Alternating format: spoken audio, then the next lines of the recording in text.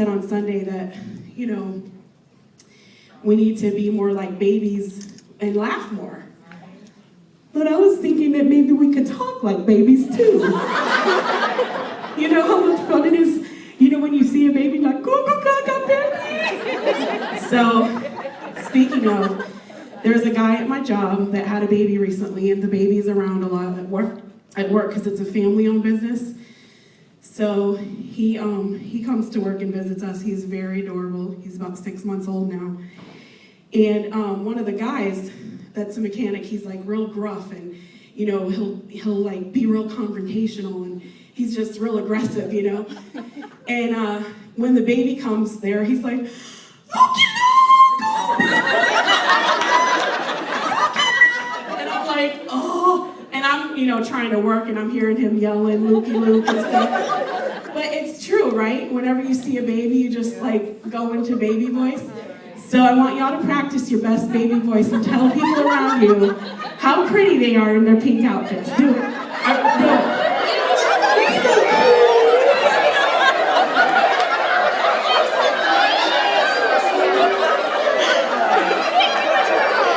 Okay, I've got some pictures to show you just so you can see how adorable he is. Isn't he adorable? I got permission from the parents. They said I could do this. There's 3 pictures of him. It says Mr. Wonderful if you can't see it.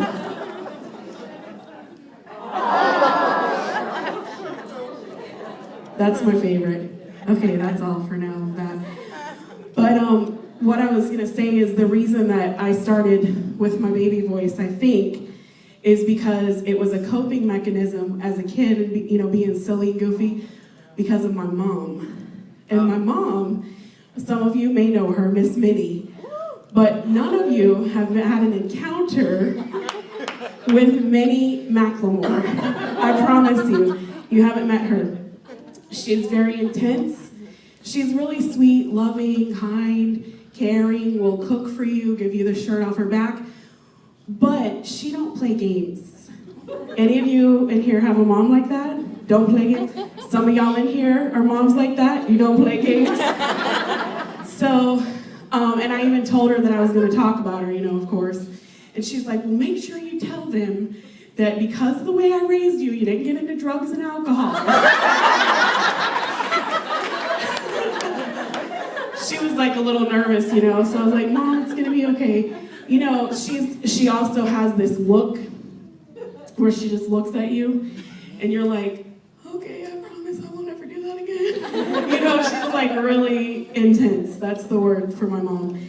So the funniest part is when strangers see the intense side of her.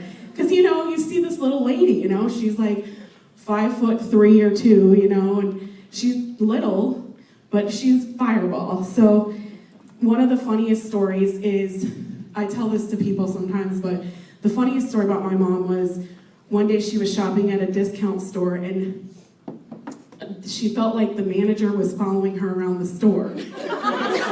So, 2 things to point out first before I go further.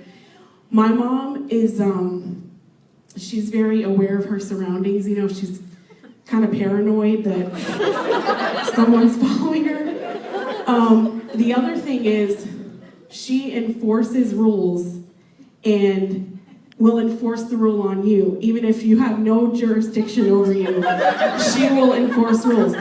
So, she takes it personally if someone thinks she's breaking a rule, because she's not breaking any rules, So, anyway, so she said that she was really starting to feel the intense thing come on, So she calls me and tells me the story, and I was like, oh, Mom, what happened now? Because this is not the first time things like this happen, but I knew this was gonna happen. So she says, well, I went up to the cash register, and the girl was asking me how everything was and if I found everything.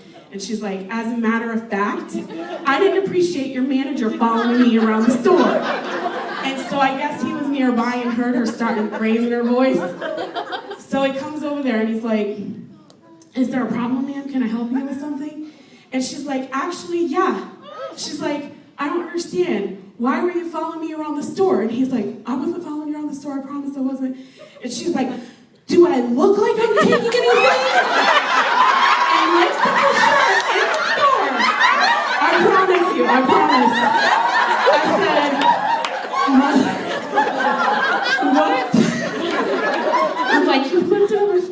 So, of course I'm thinking she got arrested or something. She said, she just walked out and she said, she's never been back to that store again. So, when I said she was kind of, paranoid about stuff, here's another story about her with the paranoia. So, one time she was at the store checking out, and y'all think I'm joking, but everything I'm telling you is I am not one of those, funny people who exaggerates. This is a true story. My mom, if you meet her, she will tell you these stories. So, she's checking out, and she said that there was this girl nearby. She wasn't in line behind her. She was just standing nearby.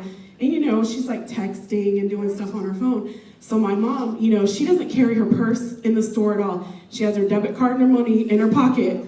And so no one can steal the purse.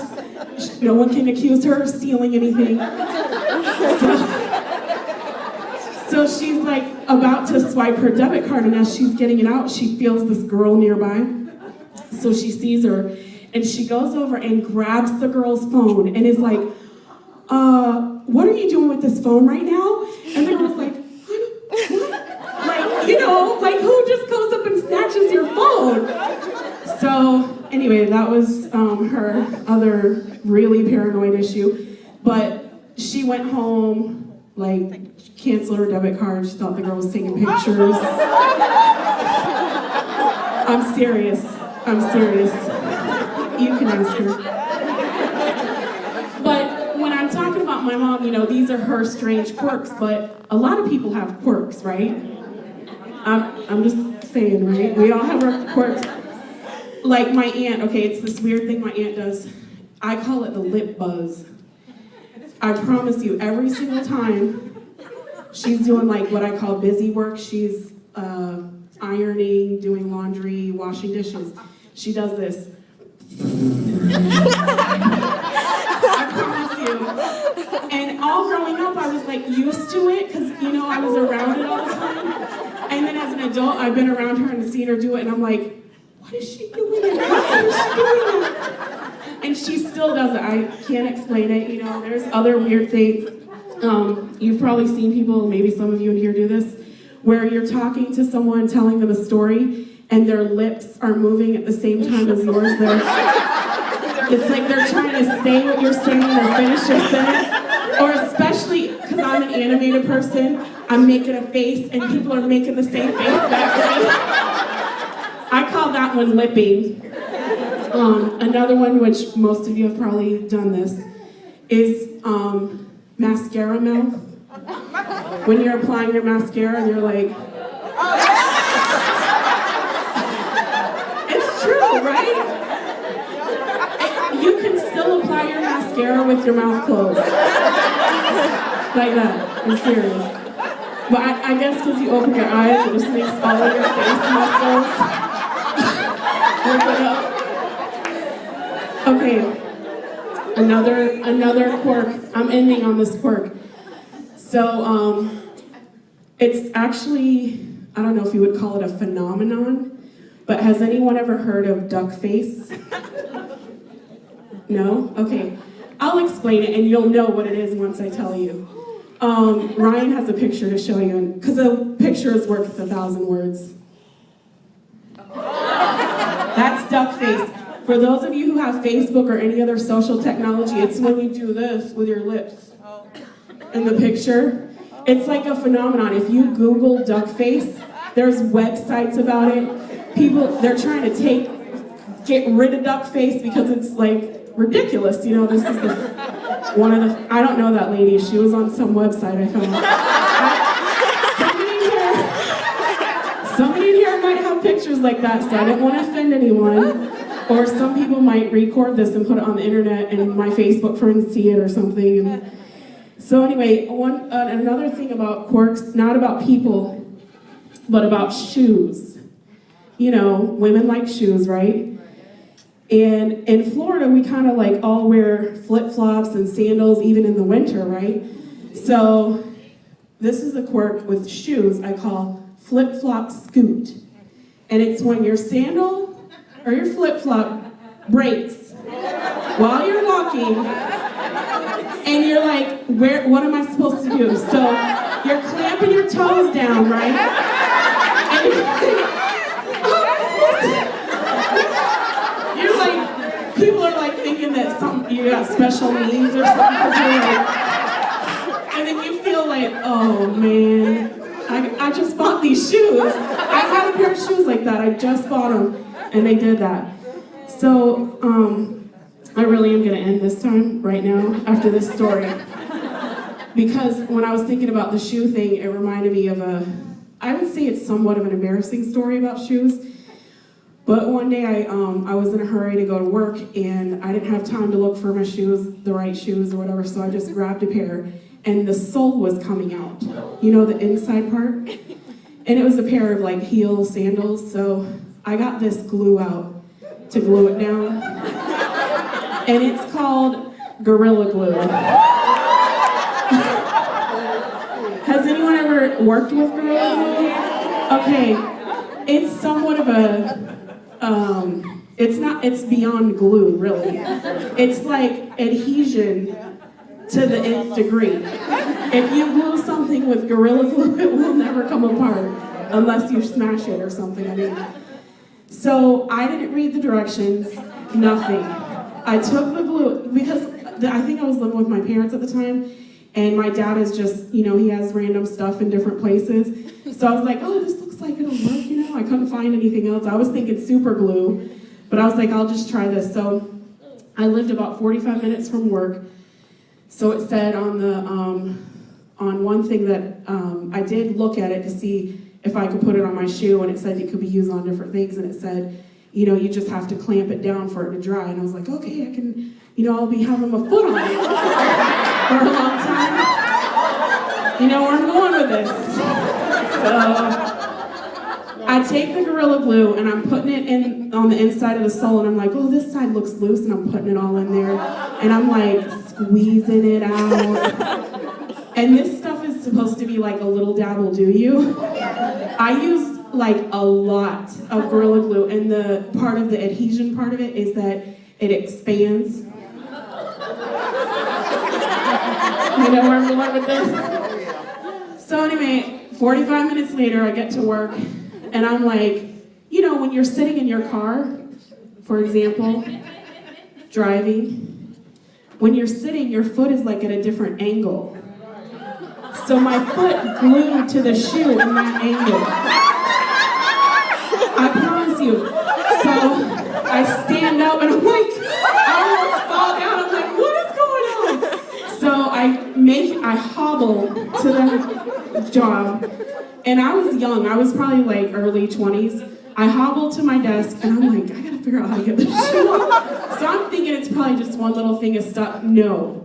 My whole foot from my heel to my toes. The glue was in between my toes. Completely glued down. So I'm like, you know, okay, maybe I could just make it through the day and I'll get home and my dad can help me or something. Because I was like young and, you know, timid, and I was working at this place that there was like some, you know, intense things going on at the workplace. So they tell us at lunchtime, you know, we're taking everybody to lunch, we're going to see our clients. I'm like, what? Today? You know, it could be any other day. So I'm like, okay, I can do that, whatever. So they took us to the airport in Ocala, and our clients were getting a hangar built or something. And so we went out there and we were eating at the place. They have a restaurant at the airport. We're eating, and they say, hey, we got a new jet. We want to take you on the jet and let you see the... So I'm like, okay, whatever. So we go out there, and they're like, you have to take your shoes off.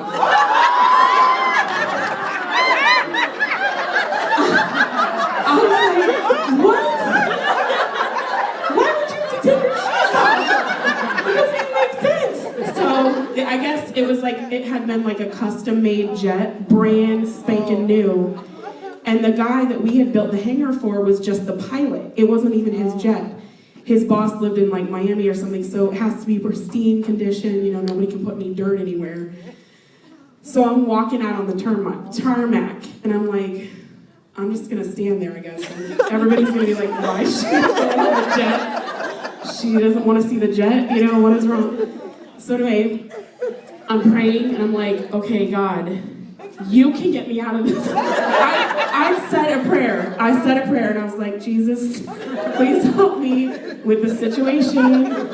Can the shoe magically come off or something? You know, because I promised I could not, I mean, I was ripping at it before when I was at work. So, get out there, and the guy's like, oh, ladies, you don't have to take your shoes off. We have these hospital covers you can put over the shoe. And I was like, that is a miracle that just happened. So, anyway, so long story short with that is I get back to the office and I'm freaking out still. So I ended up like ripping the shoe off. I ripped it. I had like massive pedicure action on my foot. Layers came off of skin. I felt like my toe was ripping off. It had gotten in between my toes. But anyway, so that's my Gorilla Glue story. From now on, okay, that was like, I don't know, a long time ago, 10, 12 years ago, 15 years ago. So I used Gorilla Glue for the first time this past year, and I put a little tiny bit of it. I learned my lesson, and hopefully y'all all know from my experience, use only a little bit if you ever use Gorilla Glue. And I hope that I made you laugh a little bit tonight.